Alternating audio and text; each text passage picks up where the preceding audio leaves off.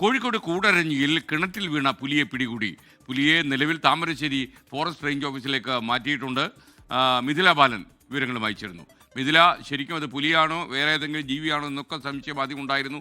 എന്നാൽ വനം വകുപ്പ് പുലിയെ കൂട്ടിൽ അടച്ച് കിണറ്റിൽ നിന്ന് എടുത്ത് വെളിയിൽ കൊണ്ടുവന്നു എന്നുള്ളത് വളരെ സന്തോഷമുള്ള ഒരു കാര്യം.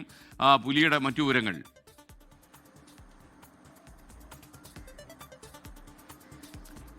ഇന്നലെ തന്നെ വനംവകുപ്പ് സ്ഥാപിച്ച CCTV ക്യാമറയിൽ പുലിയുടെ ദൃശ്യങ്ങൾ പതിഞ്ഞിട്ടുണ്ടായിരുന്നു. അങ്ങനെ പുലിയാണ് എന്ന കാര്യം വനംവകുപ്പ് സ്ഥിരീകരിച്ചിട്ടുണ്ടായിരുന്നു.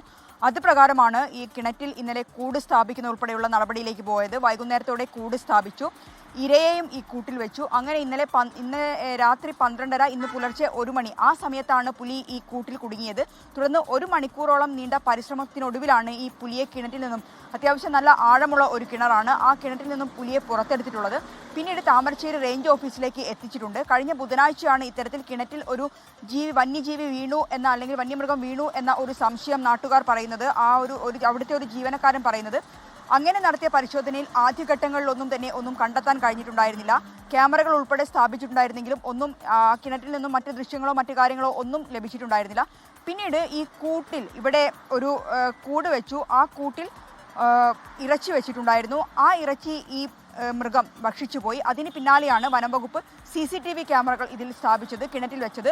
ആ CCTV ക്യാമറയിൽ പതിഞ്ഞതായിരുന്നു ഈ പുലിയുടെ ദൃശ്യം. അങ്ങനെ പുലി എന്ന് സ്ഥിരീകരണം വന്നതിന് പിന്നാലെയാണ് നടപടിയിലേക്ക് വനംവകുപ്പ് പോയത്. അങ്ങനെ കൂട് സ്ഥാപിച്ചു. ഇന്നലെ വൈകിട്ട് ഞാൻ സൂചിപ്പിച്ചതുപോലെ ഇന്നലെ വൈകിട്ട് കൂട് സ്ഥാപിച്ചു. ഇന്ന് പുലർച്ചെ 1 മണിയോടെ ഈ പുലി ഈ കൂട്ടിൽ കുടുങ്ങി. പിന്നീട് 1 മണിക്കൂറിലധികം നീണ്ട പരിശ്രമത്തിനൊടുവിലാണ് ഈ പുലിയെ ഈ കിണറ്റിന് പുറത്തെത്തിച്ചത്. താമരശ്ശേരി റേഞ്ച് ഓഫീസിൽ എത്തിച്ചിട്ടുണ്ട്. പുലിയുടെ ആരോഗ്യനില തൃപ്തികരമാണ്, മറ്റ് പ്രശ്നങ്ങളൊന്നും ഇതിനില്ല. വരും മണിക്കൂറുകളിൽ അല്ലെങ്കിൽ കൂടുതൽ നിരീക്ഷിച്ചതിന് ശേഷമായിരിക്കും കാട്ടിലേക്ക് തുറന്നു വിടുക എന്നാണ് ഇപ്പോൾ ഫോറസ്റ്റ് റേഞ്ച് ഓഫീസർ അറിയിച്ചിട്ടുള്ളത്. Thank you Mithila Balan. ലോകത്തെവിടെയായാലും ഏത് സമയത്തും 24 വാർത്തകളും ഓഗ്മെന്റഡ് റിയാലിറ്റി പാക്കേജുകളും എക്സ്പ്ലെയിനറുകളും വിശദമായി കാണാൻ ഞങ്ങളുടെ YouTube ചാനൽ നിങ്ങൾക്ക് സബ്സ്ക്രൈബ് ചെയ്യാം.